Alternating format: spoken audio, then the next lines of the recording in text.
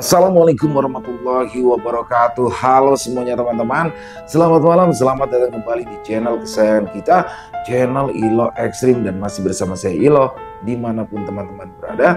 Semoga teman-teman selalu dalam keadaan sehat walafiat tanpa kekurangan satu apapun, amin amin ya robbal alamin. Dan pada kesempatan yang baik ini saya akan membawakan satu kisah dari Jenar Moksa.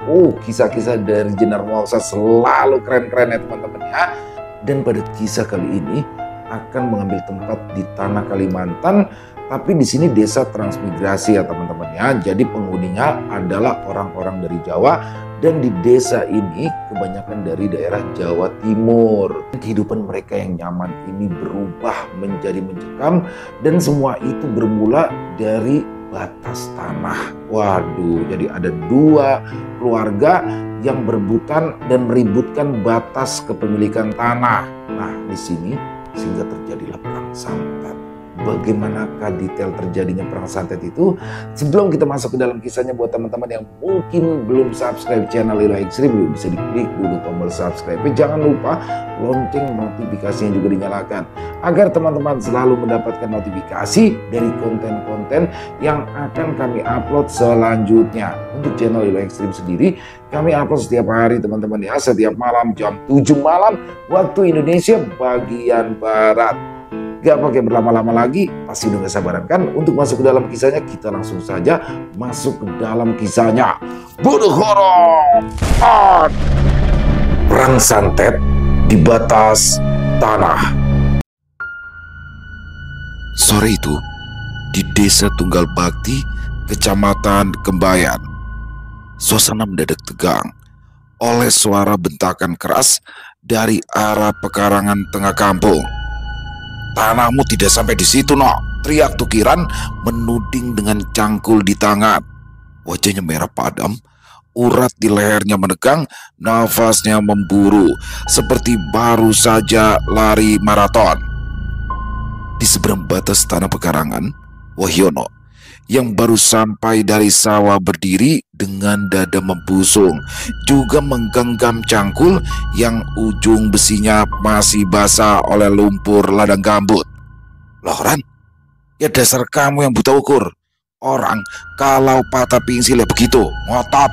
Dari dulu patoknya juga di situ, cok!" balasnya lantang, jari telunjuknya menuding ke arah batang kayu kecil yang separuh tertimbun tanah. Pekikan dua lelaki yang kini berhadap-hadapan, hanya berjarak 2 meter, terus saja berlangsung.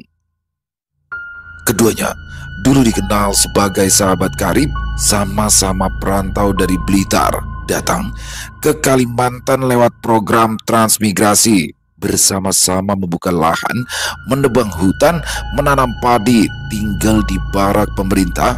Tapi kini ikatan itu retak hanya karena patok batas tanah yang bergeser tak sampai 1 meter.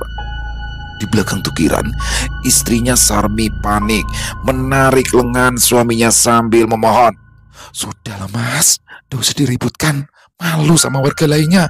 Namun Tukiran justru menepis tangan istrinya dengan kasar. "Biar tahu rasa Mi, orang kayak dia kalau nggak dikerasin makin jadi," serganya. Matanya menatap tajam ke arah Wahyono seperti hendak melumat saja. Wahyono meludah ke tanah. Ludahnya mendarat di rumput. Mulutmu itu yang harus dijaga, Ran. Kamu pikir aku takut, ha?" balasnya seraya melangkah maju setapak. Kegaduhan itu terdengar hingga sekian meter, membuat warga yang baru pulang dari ladang masing-masing berdatangan ke lokasi. Anak-anak kecil yang baru pulang bermain gundu mendekat ingin tahu. Di tengah ketegangan itu, Madi, tetangga sebelah Wahyono, maju mencoba untuk menenangkan. Ia mengangkat tangan dan berdiri di antara keduanya. "Sudah Mas Wahyono, jangan ditanggapi. Bahaya kalau ditanggapi terus, nanti bisa saling bantai." Namun Wahyono menepisnya. "Sudah, jangan ikut-ikutan kamu Madi. Dia itu bisanya cuma main urat leher saja. Congornya itu loh, minta dikasih pelajaran," ejeknya sambil menatap Tukiran dari ujung kaki sampai kepala. Tukiran yang mendengar itu tak tinggal diam. Tubuhnya menegang, matanya melotot. Beberapa bapak-bapak di sisinya, termasuk Fikri yang pekarangannya berdampingan, mencoba menahannya dengan susah payah. Sudaran, jangan sampai kalian malah beradu barang. Orang berkelahi, kalau tidak menang ya kalah, kalau tidak hidup ya mati. Ingat anak istrimu, tutur Fikri di tengah situasi yang semakin menegang. Tukiran justru menggeram. Lepaskan, Kri, bentaknya, menarik lengannya kuat-kuat hingga terlepas dari pegangan. Kalau sudah begini, adu tebas pun ayo, mati pun gak apa-apa. Sekalian kita buktikan siapa yang benar. Wahyono di seberang sana tak kalah panas. Ia menggenggam gagang cangkulnya rat-rat, urat nadi di tangannya menonjol. Aku tunggu dari tadi nih, Ran. Ayo, jangan cuma ngomong besar, cangkemmu tok yang bisa keluar-keluar. Tolong. Salah satu lapor ke Pak Lurah. Kalau enggak ya Pak RT aja. Pekik Madi melihat kondisi yang makin panas. Baik, saya akan laporkan, sahut seseorang dari kerumunan, kemudian lari tunggang langgang. Beberapa detik, suasana membeku. Tukiran mengangkat cangkulnya tinggi-tinggi, tapi bukan untuk menyerang, melainkan melemparkannya ke tanah. Brak! Besinya menancap separuh. Kalau bukan karena anakmu masih kecil, sudah aku tunjukkan siapa yang salah di sini, katanya dengan suara berat menahan emosi, dadanya naik turun. Wahyono menatap sinis, lalu mengangkat kelingkingan dengan gerakan menghina. Lidahmu panjang, nyalimu kecil, ayo kalau berani. Tukiran yang tadinya hendak pulang semakin marah, wajahnya memerah seperti terbakar. Apa katamu? Mau aku buktikan, teriaknya sambil menerjang maju, namun warga serentak menahan di dua sisi. Bukannya diam, Wahyono justru memamerkan otot lengannya. Ayo, jangan cuma cangkemmu, kita duel tangan kosong. Jancok Weno, benar-benar nantang kamu. Tukiran tersulut.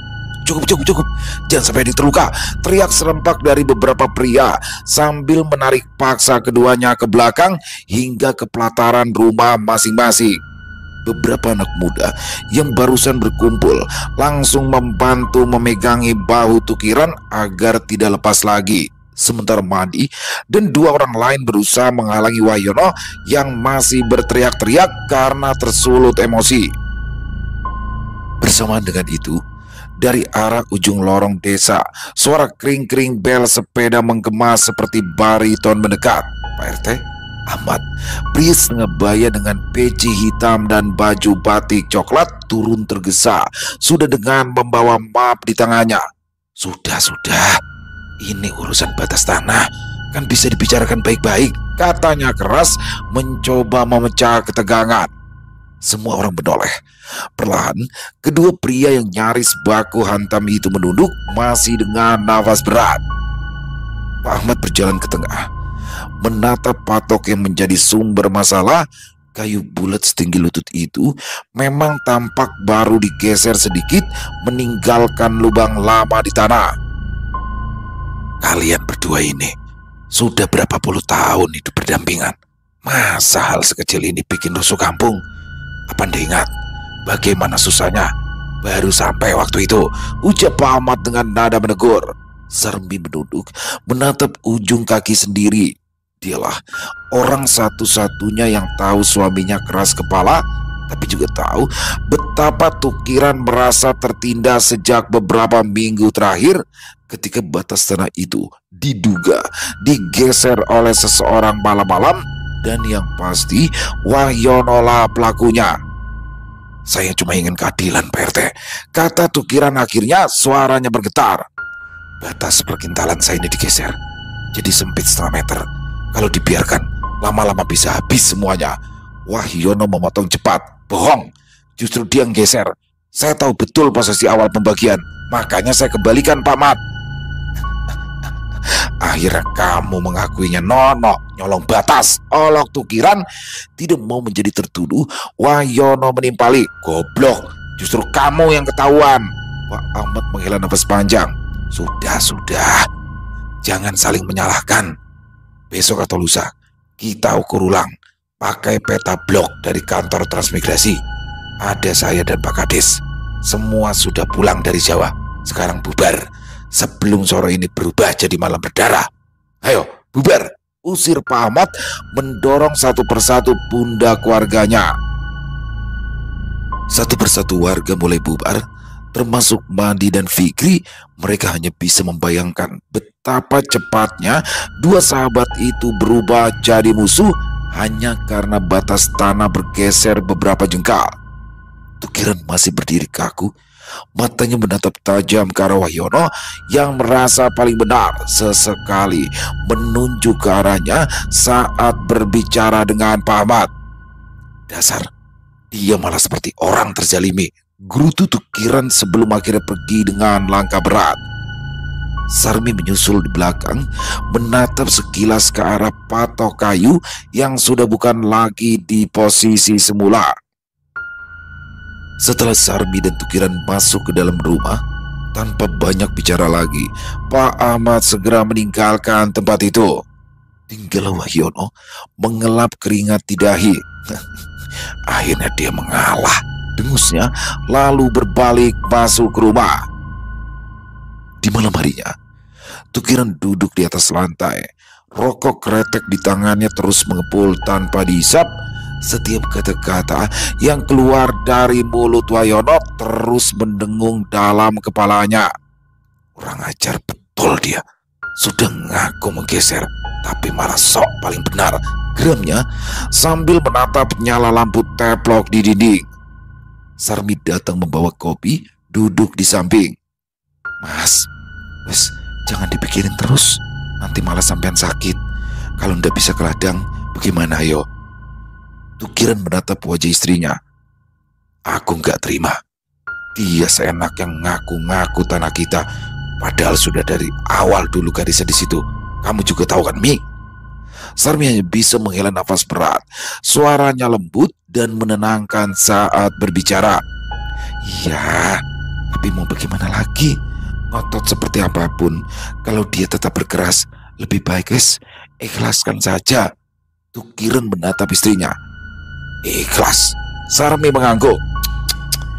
Kamu itu loh, kalau ngomong udah seperti bukan orang kere aja. Sarmi, sentak Tukiran. Mengalah karena batas, gak harus jadi orang kaya dulu Thomas, ucap Sarmi sambil menatap pendar lampu yang semakin meredup. Tukiran menatap istrinya, kali ini emosinya tersulut. Lah, lebih baik kamu diam. Bisa kamu hanya nyuruh sabar, ngalah. Masuk, tidur sana, usirnya. Sarmi buru-buru bangkit. Kalau memang gak bisa diselesaikan dengan cara biasa, ada cara lain tanpa harus adu otot, gumam Tukiran, tangannya meremas rokok yang masih menyala. Sarmi yang baru ingin masuk kamar menghentikan langkah, berbalik menatap cemas. Mas, jangan aneh-aneh. Dulu waktu Mbak Sastro nyoba begitu, keluarganya yang malah kena musibah. Kamu itu masih ingat kan? Jangan sampai terulang lagi tragedi waktu itu. Setelah itu Sarmi melengos masuk. Ya, dulu sudah pernah terjadi rebutan batas ladang dan berujung penderitaan. Satu keluarga dari istri, anak mati beruntun dalam kurun waktu 100 hari, menyisakan Mbak Sastro. Itu pun dia bisa selamat karena meninggalkan desa Tunggal Bakti kembali ke tanah Jawa. Namun kejadian itu tidak lantas menjadi pembelajaran. Tukiran sudah terlanjur terbakar dendam. Aku harus menyingkirkannya tanpa perlu koar-koar, geramnya. Tidak ada jalur aman lainnya. Masalah ini memang sama, tapi bedanya saya ada di pihak yang benar. Malam itu, Tukiran masih duduk di atas lantai, mengatur rencana sematang mungkin hingga minyak di lampu teplok habis. Dalam kegelapan itu, Tukiran menggumam, semoga saja Mbak Darmono masih ada. Esok malamnya, tanpa sepengetahuan istrinya, Tukiran pergi. Di tengah malam gelap gulita, ia mengayuh sepeda ontel menyusuri jalanan terjal berbatu ke rumah Mbak Darmono di desa sebelah. Sepanjang jalan ditumbuhi semak, banyak rumah-rumah warga sudah ditinggalkan kembali ke daerah asal. Pekarangan luas sudah ditumbuhi jerami setinggi pinggang orang dewasa, membuat rumah Badarmono seperti ditelan hutan. Di tengah nafas ngos-ngosan mengayuh sepeda, mata Tukiran berbinar mendapati lampu Petromax menyala terang dari rumah itu. Setibanya, Tukiran membunyikan lonceng sepedanya di pelataran rumah. Deringnya menggema berpadu dengan suara binatang malam dalam keheningan. Badarmono, lelaki sepuh bermata cekung, muncul di ambang pintu. Tukiran buru-buru menyandarkan sepeda di pohon asam yang berdiri kokoh di pelataran. Langkahnya mantap mendekat. "Sugeng dalu, Mbah. Saya Tukiran dari desa sebelah," ucapnya sambil menyalami. Monggo masuk." Badarmono mengisut memberi ruang. Tukiran masuk. Mereka duduk di bangku kayu saling berhadapan. "Niat kamu datang ke gubuk ini bukan sowan biasa. Jadi cepat beritahu apa niat kedatanganmu," kata Badarmono sambil menatap lekat wajah tamunya. Tukiran kaget, sekaligus merasa bersyukur sudah datang pada orang yang tepat. "Sampean tahu, Mbah?" Badarmono terkekeh. "Yo jelas, kamu itu direndahkan oleh tetanggamu kan? Ingin minta bantuan?" Tukiran mengangguk. "Nggih, Mbah, betul sekali. Dia sudah merendahkan saya, Mbah. Seolah-olah saya yang mencuri tanahnya. Padahal jelas dia yang menggeser patok awal." Tukiran menjelaskan panjang lebar. "Bisa kan, Mbah, jenengan bantu saya?" "Yo jelas bisa. Tapi..." Badarmono seolah sengaja menggantung kalimat. Tukiran buru-buru menyela. "Tapi apa, Mbah?" Badarmono mendekatkan wajahnya. "Kiriman itu, kalau tidak sampai ke alamat yang dituju, ya akan kembali ke pengirimnya." Hening sejenak. "Kamu paham maksud kata-kata tadi?" Badarmono memastikan. Tukiran yang sudah gelap mata menjawab tegas. "Sangat tahu, Mbah. Tapi saya sudah tidak peduli. Asalkan si Wayono kapok. Menyesal sudah meremehkan saya." Badarmono menatapnya lama, berusaha mencari sedikit saja keraguan, tapi tak didapatinya. Tukiran datang sudah dengan hati yang mantap. Baik kalau begitu, tak tandangi sekarang juga." Badarmono bangkit, masuk ke dalam kamar. Tak selang berapa lama, asap mengepul, membawa wangi kemenyan keluar dari bilik kamar. Disusul suara menggema, "Masuk sini, Ran." Tukiran buru-buru bangkit.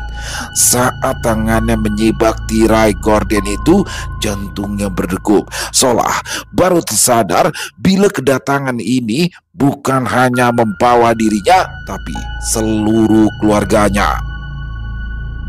Di dalam bilik itu, Badarmono duduk bersila, menghadap meja tempat banyaknya sesaji. Keris berwarna emas di tangannya teracung di atas bara kemenyan yang mengepul, sementara sebelah tangannya menabur bubuk hitam ke mangkuk air berisi bunga 7 rupa. "Duduk," perintahnya tanpa melihat orang yang disuruh. Tukiran yang tadi terpaku buru-buru duduk bersila di depan meja sesaji. Meski udara dingin menusuk lewat celah-celah dinding yang renggang, keringatnya tetap mengucur deras. Darah di sekujur tubuhnya mendidih. Tangan Badarmono semakin bergetar, seolah keris itu sedang bekerja, lebih tepatnya mengerjakan sesuatu yang akan diminta. "Beritahu, siapa nama orang yang kau tuju? Ucapkan dengan lantang, supaya penunggu keris ini mendengar," perintahnya dengan suara membentak. "Wayono, Mbah. Namanya Wayono." "Wayono," jawab Tukiran, suaranya menggema. Jantung Tukiran kembali berdegup tak karuan. Panik campur aduk melihat tubuh pria di depannya semakin bergetar, menahan keris yang seperti hendak lepas, atau lebih tepatnya penunggunya menandai nama yang barusan disebut. Sebelah tangan Badarmono berhenti menabur, lalu menarik laci, mengeluarkan buntalan hitam sebesar kepalan anak kecil, ditaruhnya di atas meja. Sementara sebelah tangan yang memegang keris terus menahan. Tidak sampai lebih dari 5 menit, Badarmono menghujamkan ujung keris itu tepat ke atas buntalan. Cep! Ujung keris menancap, berdiri kokoh di atas meja kayu, ujungnya lenyap di antara kain hitam. Mata Badarmono menatap tajam ke arah Tukiran yang hampir saja terlonjak. Jin, suruhan sudah ikut ke tanah ini. Besok malam kubur di depan rumah Wayono. Jangan sampai lupa. Tambahkan dengan segenggam tanah dari pekaranganmu. Ingat, tambah dengan tanah dari pekaranganmu sendiri. Jelas? Badarmono memastikan. Jelas, Mbah. Sampun jelas, jawab Tukiran. Badarmono mengangguk. Bagus. Setelah keris dicabut, Badarmono menyodorkan buntalan kain hitam dan kertas yang dilipat rapi, lalu menjelaskan. Setibanya di rumah nanti, hafalkan. Jangan sampai ada yang keliru kau sebut. Kalau sudah, jangan sesali apapun yang terjadi dan harus mentolo melihat penderitaan si Wayono, Mbah. Sambar Tukiran. Mereka akan modir satu-satu, desis Badarmono lega, bisa menggunakan ilmunya untuk membantu.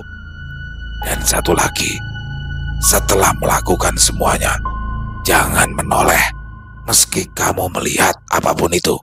Gimana? Saya tidak akan menoleh. Setelahnya, Tukiran buru-buru mengeluarkan amplop dari baju koko lusunya, diraihnya telapak tangan Badarmono, lalu menempelkan. Matur nuwun, Pak. Sekalian saya pamitan. Ya, ingat. Tadi yang sudah saya katakan, jangan sampai keliru. Tutur Badarmono sambil menyimpan amplop ke dalam saku. Tukiran mengangguk dan buru-buru keluar berburu dengan waktu. Badarmono mengantar hingga ambang pintu, tersenyum lega menatap Tukiran yang semakin jauh mengayuh sepeda hingga hilang dalam kegelapan. Tinggal tunggu tragedi 10 tahun silam terulang lagi. Desisnya. Sepanjang jalan, Tukiran mengayuh jauh lebih kencang. Beberapa kali ban sepeda nyaris tergelincir, tapi pada akhirnya sampai juga. Sarmi sudah tidur pulas, tak tahu apa yang dilakukan suaminya. Dipikir seperti biasa mengusir babi hutan di ladang jagung. Setelah menyandarkan sepeda di dinding, Tukiran segera mengambil sejumput tanah perkintalan sendiri sesuai yang diberitahukan, lalu mencampurkan. Semua dilakukan Tukiran tanpa masuk ke dalam rumah, termasuk membaca mantra. Cahaya lampu dari dalam rumah menerobos celah dinding itu sudah cukup membantunya menghafal. Udara di luar begitu dingin menusuk, lebih hening dari biasanya, membuat jantung Tukiran berdetak semakin tak terkendali saat berjalan cepat. Tujuannya satu, rumah Wayono di samping. Tidak ada lampu menyala di sana. Semua penghuni pasti sudah terlelap. Tukiran berhenti di depan pagar bambu, menatap sebentar. Wajah Wayono terbayang, sombong, angkuh, dengan mulut tajam memutar balikan fakta, genggamannya mengeras. Rasakno balasane wong loro hati, bisiknya pelang. Tukiran menunduk, mencungkil tanah dengan tangannya sendiri, melakukan seperti yang diperintahkan, tepat di depan pintu rumah Wayono, sambil membaca sungguh-sungguh dalam hati mantra di atas kertas. Soko lemah balik marang lemah, soko nyawa balik marang karso, sing dudu hakmu tak balik marang peteng, nyawa rogo lan sandangmu dadi sesajen soko loro ati iki. Begitu kata terakhir diucap, angin malam tiba-tiba berembus keras. Bersamaan dengan itu, Tukiran hampir menjerit, seperti ada tangan yang menyentuh tengkuknya dingin, seperti tangan orang mati, seolah memberikan kode sosok jin yang diminta siap untuk bertugas. Mantra sudah dibaca, apa yang harus dilakukan sudah selesai. Cepat-cepat Tukiran mundur, matanya tak lepas menatap ke arah rumah itu yang perlahan-lahan mulai dilingkupi kabut tipis. Ada bayangan melintas di serambi samar, seperti seseorang berdiri di sana menatap balik. Tukiran berbalik badan, berlari pulang tanpa menoleh. Sepanjang malam, batinnya terus menggumam. Besok atau lusa, kalau enggak kamu, ya istrimu atau anakmu yang moderno. Keesokan paginya, Mas, suara muntah di jeding belakang rumah terus terulang. Wahyono yang sedang menikmati secangkir kopi sebelum berangkat ke ladang buru-buru ke sumber suara. "Ti, kamu kenapa, Ti?" tanyanya pada Wati istrinya. Gak tahu kenapa, Mas." Wati menjawab sambil menoleh, matanya sembab dan yang paling mengejutkan, dagunya berwarna merah penuh darah. "Aduh Gusti," bekik Wahyono berlarian memeluk pundak istrinya. "Apa yang terjadi padamu? Kenapa mulutmu berdarah begini? Kamu keracunan ya?" "Aduh, jangan-jangan botol bekas obat itu kamu pakai wadah air minum lagi. Terus kamu minum jadi keracunan begini." Wahyono mencerca dan menebak-nebak. Busa di mulut istrinya sama persis seperti orang keracunan. Tapi Wati menggeleng. "Tidak, Mas, dugaanmu sama sekali tidak benar." Mata Wahyono membelalak. "Lah terus kenapa jadi bisa begini?" "Gak tahu, Mas. Apa gara-gara makan jamur yang kamu bawa dari ladang kemarin ya?" Wati juga kebingungan. Setelah itu kembali memuntahkan darah dan busa. Wahyono semakin panik.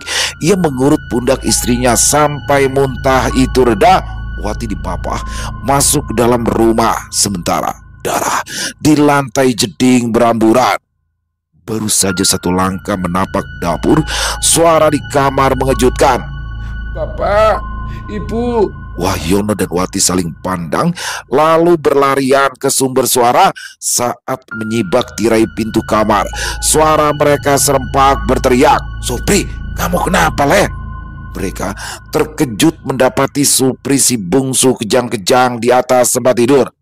"Cepat, Mas, panggil tetangga, Mas," pinta Wati sambil mendorong pundak Wahyono. Sementara dirinya naik ke atas tempat tidur, merangkul tubuh Supri yang tetap mengeras. Matanya melotot, kakinya kejang-kejang, sementara tangannya tertekuk ke sana kemari, liur berbusa keluar dari mulutnya. Wahyono berlarian ke rumah Madi. Di depan pintu, menopang tubuh di atas lutut, nafasnya terengah. "Ada apa, Mas No? Pagi-pagi kau udah maraton?" Wahyono menatap Madi, mulutnya sampai gagu dan hanya bisa menunjuk-nunjuk ke arah rumah. Tanpa banyak tanya, Madi langsung mengambil langkah 1000 diikuti Wahyono. Saat menyibak tirai pintu kamar, Madi terkejut luar biasa. Bukan hanya Supri yang kejang-kejang, tapi Wati kembali muntah darah dan lebih parah dari sebelumnya. Wahyono kebingungan, matanya berkunang-kunang, dipegangnya tangan Madi. Tolong beritahu tetangga yang lain, tolong Di." Madi buru-buru menopang tubuh Wahyono, disandarkannya di atas ranjang, dan akhirnya pria itu pingsan tepat di samping anaknya. Madi segera berhambur keluar. "Istrinya Wahyono muntah darah," pekik Madi saat kebetulan seorang tetangga melintas hendak ke ladang. Keributan itu membuat Tukiran keluar. "Ada apa, Di?" tanyanya dari batas tanah patok tempat kemarin mereka cekcok. Madi menoleh.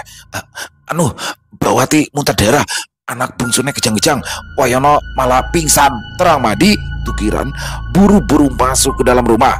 "Mi, cepat ke rumah tetangga kita, katanya orangnya muntah-muntah." Sarmi yang sedang mengoseng-oseng sayur terkejut, segera diangkatnya wajan, ditaruhnya asal di bawah. "Loh, kok bisa gitu toh, Pak?" Tukiran hanya menaikkan kedua belah bahu.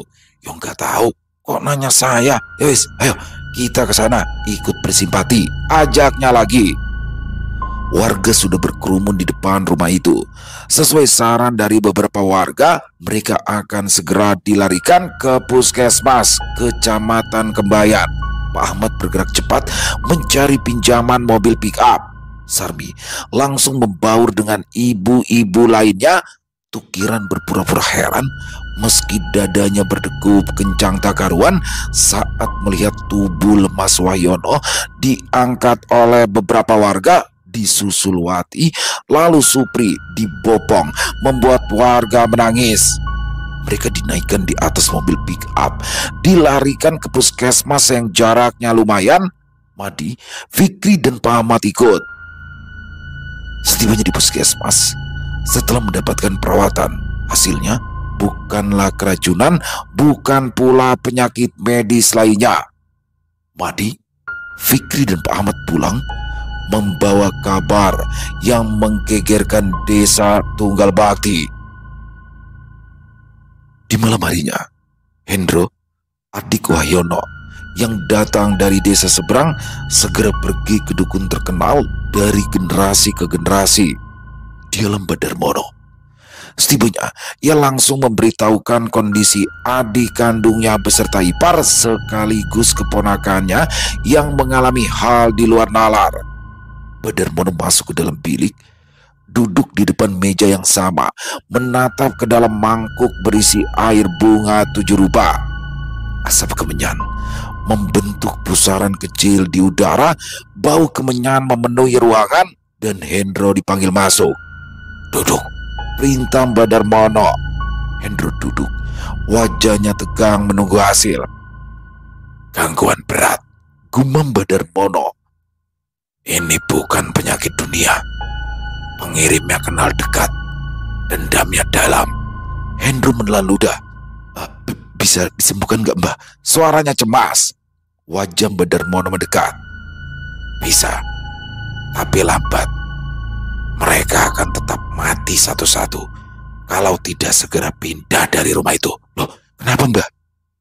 Karena jin sudah dikirim dan dia sudah menemukan tempatnya di rumah itu. Tinggal menunggu waktu mengambil jiwa. Terang Badarmono. Hendro bergidik. Siapa orang yang tega melakukan itu, Mbah? Ora penting. Suasana hening. Hanya suara serangga di luar jendela yang terdengar. Badarmono menatap lagi ke air dalam mangkuk, lalu mendesis pelan. Tandanya jelas, jin itu lapar. Dia sudah mencium darah si target. Hendro langsung pucat. Ada obatnya, Mbah? Tidak ada. Jalan satu-satunya ya cepat pindah dari rumah itu. Baik, Mbah, saya akan segera memberitahukan. Semoga adik saya mau, Mbah, kata Hendro, lalu segera berpamitan sambil menyalami amplop. Badarmono mengantar hingga depan pintu. Ditatapnya lekat-lekat tamu itu hingga benar-benar hilang ditelan kegelapan. Sebentar lagi insiden 10 tahun itu akan terulang. Setibanya di puskesmas, Hendro langsung memberitahukan apa yang disarankan ke keluarga lainnya dan semuanya setuju. Esok harinya, tubuh Supri masih sering kejang. Wati masih muntah darah meski jaraknya tidak sesering di rumah. Sementara Wahyono sendiri berulang kali tak sadarkan diri, tapi tidak menyurutkan niat keluarga untuk memboyong mereka pindah. Kabar kepindahan keluarga Wahyono itu kembali menggemparkan desa Tunggal Bakti dan Tukiran, Pura-Pura Tuli. Malam itu, di pelataran rumah Wahyono, ada suara menggeram mengelilingi rumah, mencium aroma ketakutan manusia. Tapi kini mangsanya menjauh, sementara rasa lapar tak tahu rumah tuannya membuat jin bertubuh besar mata merah itu marah. Kenapa kau biarkan mereka pergi, manusia? Sosok itu berdiri di pelataran, pandangannya mengarah ke rumah Tukiran yang sedang berbaring gelisah. Tubuhnya dingin, keringatnya menetes di pelipis. Aku sudah datang, giliranmu sebentar lagi. Tolong! Tukiran terbangun, duduk tegak dengan nafas terengah, matanya menatap ke pintu yang terbuka sedikit, dan di sana sekelebat bayangan hitam berdiri, menatapnya penuh amarah. Pergi, pergi, usir Tukiran sambil melemparkan senter di dekatnya. Sarmi yang sejak kejadian menimpa keluarga Wayono memilih menemani anaknya tidur, ia terbangun mendengar kegaduhan, buru-buru ke kamar suaminya. "Ada apa, Thomas? Kenapa teriak-teriak?" Tukiran menatap istrinya di ambang pintu, matanya mengedar mencari sosok yang dilihatnya tadi. Tadi Sarmi memeriksa. "Gak ada siapa-siapa, Thomas. Sebenarnya apa sih yang kamu lakukan sampai ketakutan begitu?" Tidak mau ketahuan, Tukiran membentak. "Loh, aku itu gak ngelakukan apa-apa, Mi. Pikiranmu itu jangan ikut-ikutan tetangga. Sudah, pergi lagi sana. Temani anakmu tidur," usirnya. Saat pintu kamar kembali ditutup, Tukiran rebah di atas ranjang, matanya tak bisa terpejam. Sosok tadi benar-benar nyata. Jangan-jangan itu jin yang kutanam. Orangnya minggat, terus dia malah nyariin aku. Pertanyaan itu terus menggema di kepalanya hingga pagi. Di pagi harinya, Tukiran ingin bangun, tapi kepalanya terasa berat. "Aduh, kenapa ini?" keluhnya sambil memegangi kepala yang rasanya seperti membesar berkali-kali lipat. Sementara di kamar sebelah, "Aduh, perutku kenapa kayak dibakar dari dalam ini?" keluh Sarmi. Tangannya meraba perut, panas melilit bercampur menjadi satu. Sarmi berusaha turun dari tempat tidur. Tanpa sengaja, tangannya menyentuh tubuh anak perempuannya, membuatnya terpekik. "Mas, anakmu ini loh, tubuhnya panas." Suara Sarmi memecah. Tukiran panik, langkahnya tertatih ketika pintu kamar didorong. Didapati istri dan anaknya saling berpelukan. "Panas, Mas. Panas," racau Sarmi. "Pak, panasnya dari dalam," keluh bocah perempuan 8 tahunan itu. Tukiran terduduk di lantai, tubuhnya basah oleh keringat. "Aku ingin mereka mati." Sarmi menangis ketakutan. "Mas, kamu ngomong apa toh? Apa jangan-jangan ini semua gara-gara perbuatanmu?" Tukiran tak menjawab. "Kejam kamu, Mas, kejam. Aku gak nyangka kamu senekat itu. Niat bunuh orang, meski tidak dengan tanganmu, tapi dengan niatmu itu sama aja." Sarmi meluapkan kekecewaannya. Tidak mau terlambat, Tukiran segera keluar dari rumah, mengayuh sepeda di tengah terik yang mulai menyengat, berniat mendatangi rumah Dukun Darmono lagi. Nafasnya tinggal satu-satu saat sudah berada di pelataran rumah yang sepi itu. "Sugeng Enjing, Mbah," ucapnya di depan pintu. Namun tidak ada jawaban. Jantung Tukiran berdegup kencang, kembali mengetuk dan mengucapkan salam, tapi nihil. Saat berusaha melongok ke jendela, tak ada siapapun di dalam sana. Bah Darmono," panggilnya tak sabar. Seorang tetangga kebetulan melintas. "Mas, Mbah Darmononya sudah meninggal 3 hari yang lalu. Tuh, dikubur di belakang rumahnya." Tukiran berbalik. "Apa? Meninggal?" "Nggih, Mas, betul," jawab orang itu kemudian berlalu. Tukiran ingin menyangkal, tapi baru tersadar kalau ada kain putih di sudut jalan masuk. "Aku harus minta tolong ke tempat yang lain ini," gumamnya. Dalam kepanikan, Tukiran mengayuh sepedanya. Ia pergi ke dukun lain, Mbah Sukirno namanya. Tinggal di pinggiran sungai, konon katanya ilmunya berseberangan dengan almarhum Mbah Darmono. Setibanya, Tukiran langsung disambut, diminta untuk memberitahukan apa niat kedatangannya. Semua dijelaskan perihal kedatangannya pada Mbah Darmono waktu itu, dan jin yang diberikan justru kini mengganggu keluarganya. "Tolong, Mbah, tolong, jangan sampai jin yang saya tanam itu malah memakan keluarga saya, Mbah, mohonnya." Mbah Sukirno menatap dengan mata penuh iba. Tukiran, sungguh malang nasibmu. Si Darmono meninggal dengan kontrak yang belum selesai." "Maksudnya apa, Mbah?" Bersukirno menyentuh pundak Tukiran. Ran, kalau orang yang jadi perantara sudah mati, maka jin yang dipanggil tidak bisa dipulangkan. Kamu paham kan maksudnya? Tidak, tolong jelaskan, Mbah. Artinya kau terikat. Jin itu akan terus mengambil nyawa keluargamu satu persatu, termasuk kamu sendiri, sampai tak tersisa sesuai dengan tugasnya. Tukiran tertegun. Apa ada cara menghentikannya, Mbah? Mbah Sukirno menggeleng. Tidak ada. Kau yang memulai lingkaran mati. Satu-satunya jalan hanya pasrah marang kersane Gusti Allah. Berdoalah, tidak ada yang tidak mungkin. Kata-kata itu seperti cambuk. Tukiran pulang dengan hati hancur. Kakinya terus mengayuh dan mengayuh di tengah terik matahari yang semakin menyengat. Sementara kata-kata Mbah Darmono waktu itu kembali menggema di kepalanya. Baru saja sampai di ujung lorong, tetangga berlarian mengejutkan Tukiran. Aduh, jangan sampai kenapa-napa ini. Racaunya berusaha menampik ketakutan yang terlintas.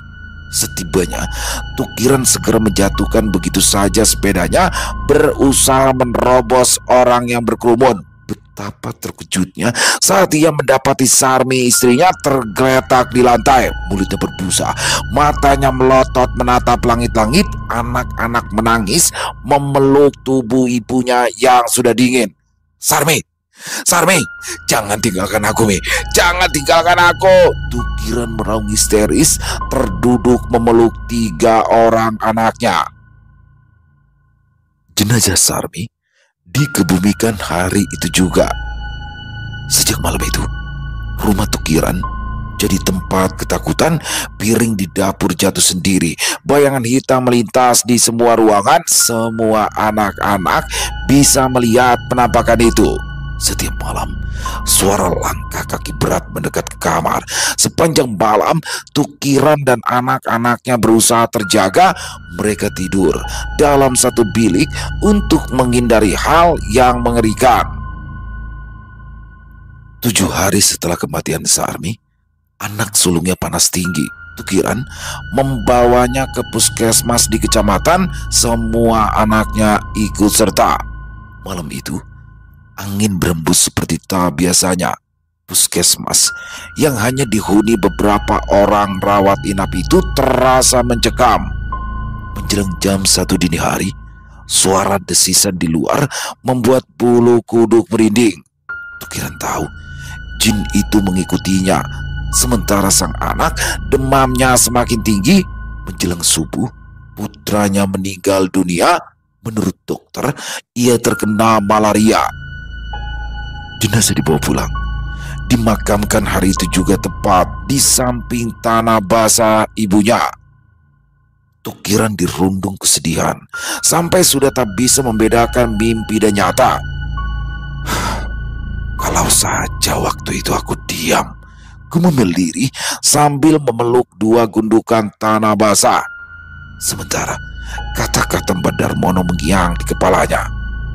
Kiriman itu, kalau tidak sampai ke alamat yang dituju, ya akan kembali ke pengirimnya.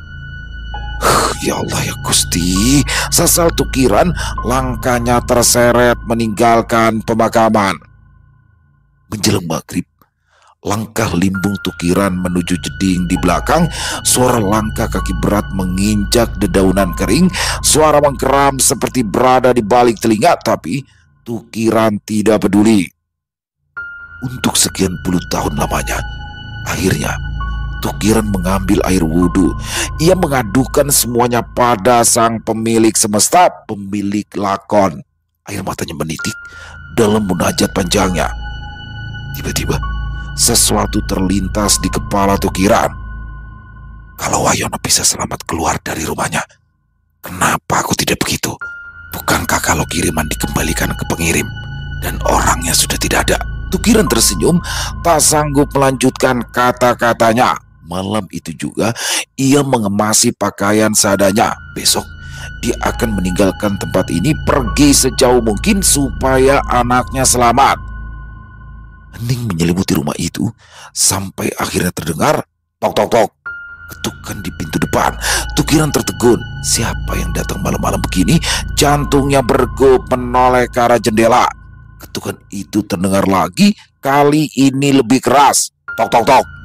Dengan langkah hati-hati, Tukiran menuju pintu depan. "Siapa?" tanyanya. Tidak ada jawaban. Tukiran ragu, tapi akhirnya membuka pintu perlahan. Engsel berdiri pelan, dan di depan sana berdirilah sosok yang sama sekali tidak diduga. Mbah Darmono.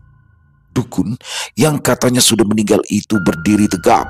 Wajahnya pucat seperti mayat, matanya merah, dan di tangannya tergenggam sesuatu yang berkilat.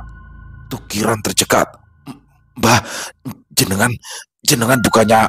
Tak ada jawaban, hanya senyuman tipis yang membuat bulu kuduk Tukiran berdiri, tengkuknya menebal.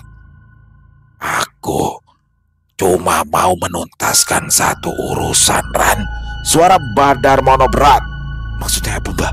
Tukiran mundur selangkah, keringat dingin membasahi punggungnya. "Mbah, saya tidak mau menerima, Mbah." Sebelum pintu ditutup, tiba-tiba saja celep, satu tusukan dalam menghantam perut Tukiran. Darah langsung muncrat panas dan kental. Wah!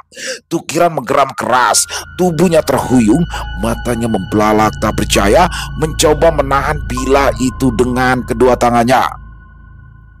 Sebelum pintu ditutup, tiba-tiba saja celep, keris itu masuk ke dalam perut Tukiran. Tukiran menggeram keras, tubuhnya terhuyung, matanya membelalak tak percaya, mencoba menahan bila itu dengan kedua tangannya, tapi terasa dingin. Ampun, Mbah, ampun," suaranya parau. Namun Mbah Darmono hanya menatap dingin tanpa emosi. Satu dorongan lagi, besi itu menembus sampai ke tulang belakang. Allah! Nafas Tukiran berhenti, tubuhnya jatuh terduduk, kemudian ambruk tertelungkup sepenuhnya di lantai tanah. Sosok Mbah Darmono menatap tubuh itu sebentar, lalu berbalik. Langkahnya tenang, bahkan lembut, seperti bayangan. Dalam hitungan detik, lenyap ditelan kegelapan malam tanpa jejak. Pagi harinya, teriakan pecah dari rumah Tukiran. Anak-anaknya menangis histeris. Madi dan Fikri, tetangga yang paling dekat, segera berlarian, disusul warga berbondong-bondong. Tubuh Tukiran tergeletak di dekat pintu. Wajahnya pucat, tangannya membiru, matanya terbuka lebar, seolah mendeskripsikan sebuah keterkejutan sebelum ajal. Pak Ahmad datang lalu berjongkok. "Ya Allah, kok bisa begini? Bagaimana kalau kita balik saja posisinya? Kasihan soalnya mayatnya."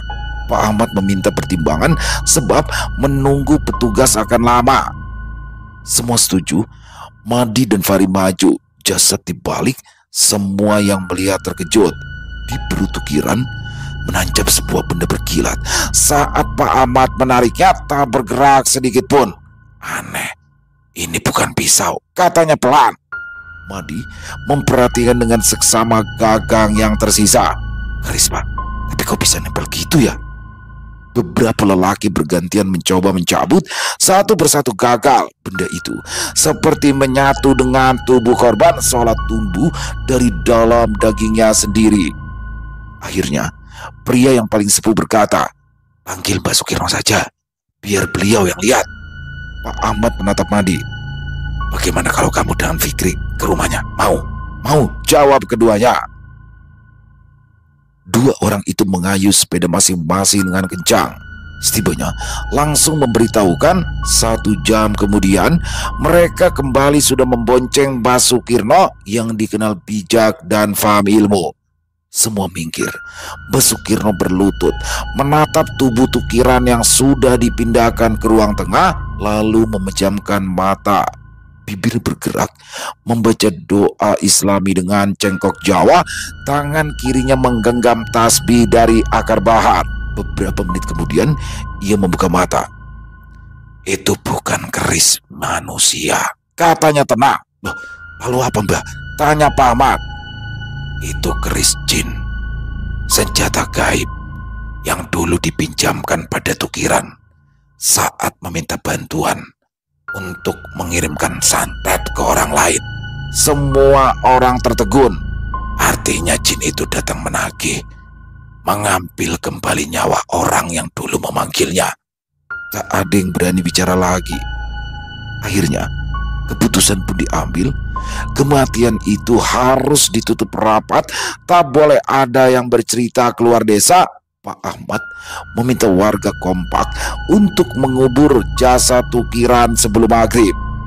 Sementara itu, 2 orang anak yang sudah menjadi yatim piatu langsung diboyong ke rumah Pak Ahmad.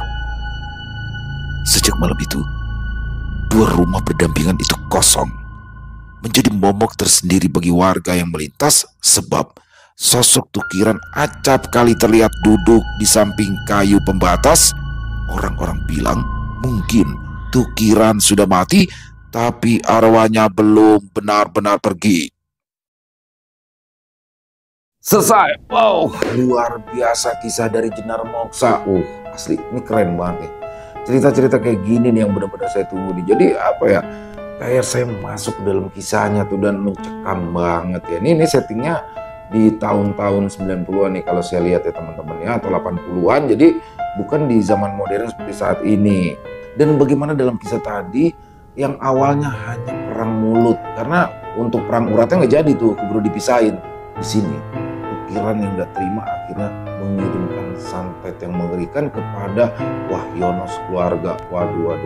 Padahal udah diingetin tuh sama Badarmono, jika santet ini tidak berhasil menyerang maka dia akan mengirim berbalik ke pengirimnya, yaitu Tukiran. Tapi ya itu, orang kalau udah gelap mata udah apa aja dia lakukan, yang penting dendamnya terbalas. Apalagi kontan, malamnya ditaruh buhula di depan rumahnya, pagi-paginya langsung kontan, sekeluarga sakit semua. Tapi di sini kakak kandungnya Wahyono bisa mencegah semuanya, datang ke dukun yang sama. Waduh, ini kurang ajar juga nih Badarmono. Jadi kayak pengen ngadu domba. Dia datang juga ke tempat Badarmono, padahal yang ngirim kan Badarmono. Terus Badarmono malah ngasih tahu caranya, pergi dari rumah itu. Ya udah, dia pergi, balik lagi ke tempat Tukiran. Tukiran juga nggak gercep ya, dan nggak berpikir, wah dia pergi selamat. Harusnya dia pergi juga saat itu. Tapi ya itu semuanya sudah terlambat. Di saat dia sudah sadar dan keesokan harinya pengen pergi, semuanya sudah terlambat. Wow, mengerikan banget di sini ya teman-teman ya. Jadi gini, sedikit dari saya ya tentang masalah tanah ya teman-teman. Percaya deh, memang nggak ini banget ya kalau tanah kita diambil sama tetangga, saudara atau siapapun itu, pasti akan sakit banget. Walaupun cuma sedikit, oke 1/2 meter, tapi kan kali panjangnya nih. Nah kalau saran saya, yang penting kita sudah perjuangkan hak kita ya. Kita tetap harus perjuangkan selama itu hak kita. Tapi apabila perjuangan kita menemui jalan itu, sudah ikhlaskan saja. Percaya sama saya teman-teman, kalau udah bicara tanah, ketika kita mengikhlaskan apa itu, udah akan balikannya lebih gede. Dan orang yang ngambil tanah itu sendiri justru akan tergerus semuanya, melebihi tanah yang diambil, bahkan akan habis seluruh hartanya. Insya Allah teman-teman, Allah selalu bersama dengan orang yang sabar. Amin amin ya robbal alamin. Dan banyak sekali ya hikmah yang bisa kita ambil dalam kisah barusan, dan kita buang saja yang buruk-buruknya. Sekali lagi terima kasih Jenar Moksa atas kisah kerennya barusan. Ditunggu lagi nih kisah-kisah keren model gini ya. Dan semoga kisah barusan bisa menghibur teman-teman semua ya. Para pecinta penikmat horor misteri, lebih khususnya lagi kepada para subscriber dari channel ILO Extreme.